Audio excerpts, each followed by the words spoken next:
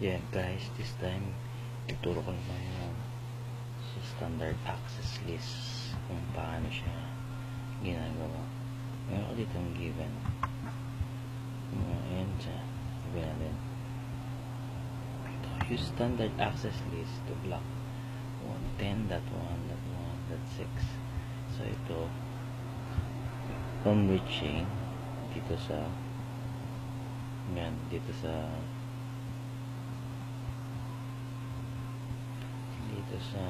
router na to. Actually, isipin mo, saan mo siya pwedeng ilagay? Una, ipa-block mo siya agad dito. Actually, pwede mo siyang ilagay kahit saan sa router na to. Isipin mo muna, pag pinlock mo siya dito, hindi na siya makakalabas, hindi na siya makakapunta rito. So, hindi mo pwedeng ilagay doon. Dito naman, pag pinlock mo siya sa point na to, hindi na siya rin makakapunta rito. Pwede hindi dito, hindi na siya makapunta rito, hindi na siya makapunta rito. So, pag pinlock mo dito, pwede mo na siya pwede mo. So the best is na malapag-block natin siya is dito, kasi dito ito na yung point. Kung wala na siya bababtaan, dito na yan. So dito natin siya i-block. So dito tayo mag-configure paano natin i-block yan. So punta tayo sa R1, diba? Gawin ko enable.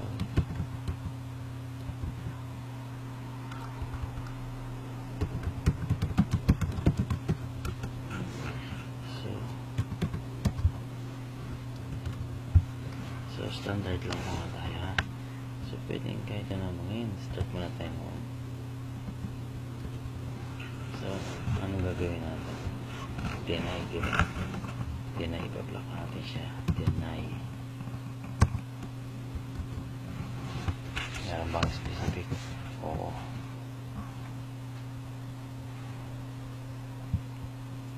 Deny natin.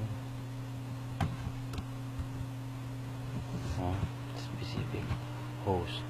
Single host lang ito. Sinabi host, isa lang. Pero din pwede rin specific na yun, set ng subnet, may range siya, pwede ganun, pero host lang ngayon. 10.1.1.6 10.1.1.6 wala na yun, deny ko lang. So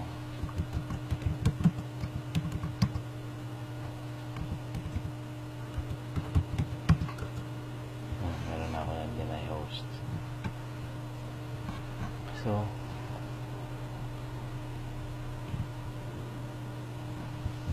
ganito tayo. Pag sinabi nyo deny host, deny, pag yan lang ang ginawa nyo, deny host, ang sunod dyan, deny lahat. So, parang binlock nyo na agad. Dapat, gagawa ka pa ng isa pa. Access is ulit.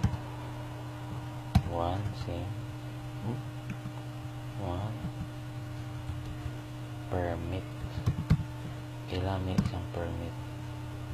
Ano yung permit mo? Any.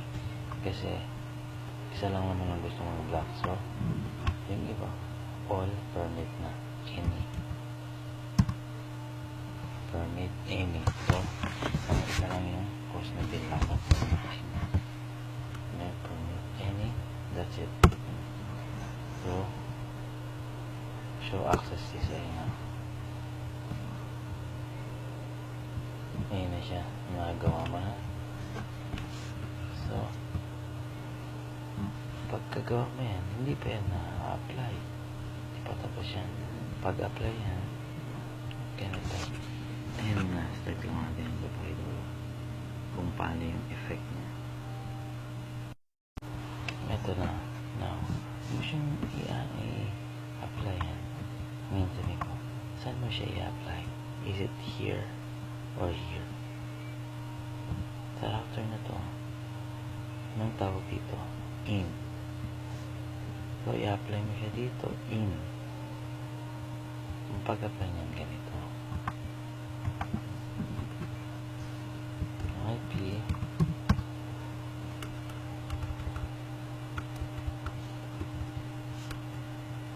Yan.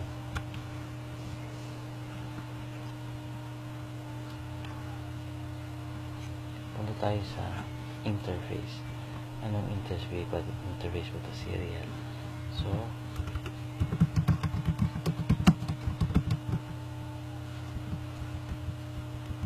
ng router. Diyan natin. Tapos, IP. Access group. Kung anong number 1. Hindi IP access group 1. Bakit? Kasi, sa loob niyan, pwede ka pa maglagay pa deny something, plus permit any. Pwedeng ganun. Kaya group siya. Access group 1. Kasi ano siya, inbound ba? Ibig sabihin ng papasok pa yan sa interface na yan o palabas. So, this time, ano ba siya? Dinidinig natin siya na huwag makapasok sa .1, diba? Yun, dapat siya makapasok sa .1 at .0. So, pag di siya napasok, hindi siya makapasok. So, pakita ko muna sa inyo na dito ako sa ito yung .6. Piping ko si .10.1. Pin 192.168.1.1. Yan, ping ko ha. .2 ping. Ping ko po ulit si 10.1.1. Piping. Verify ko lang. Ito, nakaka-reach siya dun. Ito, nakaka-reach. So, ibablock ko siya ngayon. Apply na natin.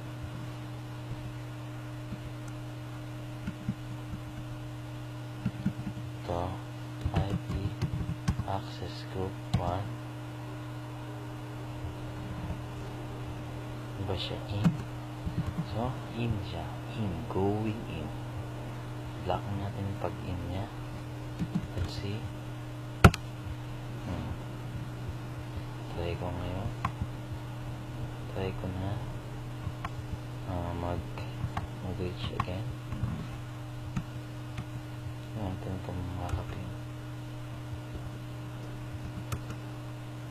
Unreachable kasi. Unreachable na siya ngayon. Punta ako sa unreachable. So, 0%. So, natin na yung nangyayari pag nilock mo siya. On the spot. Diba? On the spot yung effect. Ang bilis. Bilis ng effect. So, tayo dito. Lagyan natin. Show. Access. Exit ko muna. Ito ako sa show access list 1. Tingnan natin. Ayun, may matches na deny. Ito yung kanina ko. Diba? Ito yung mga dinanay ilang beses ako nag-pen. Ngayon, try ko naman ito. Ito naman, magpiping ako. Ping 192.168.1.1. Yan. Ito yung mga permit naman ito.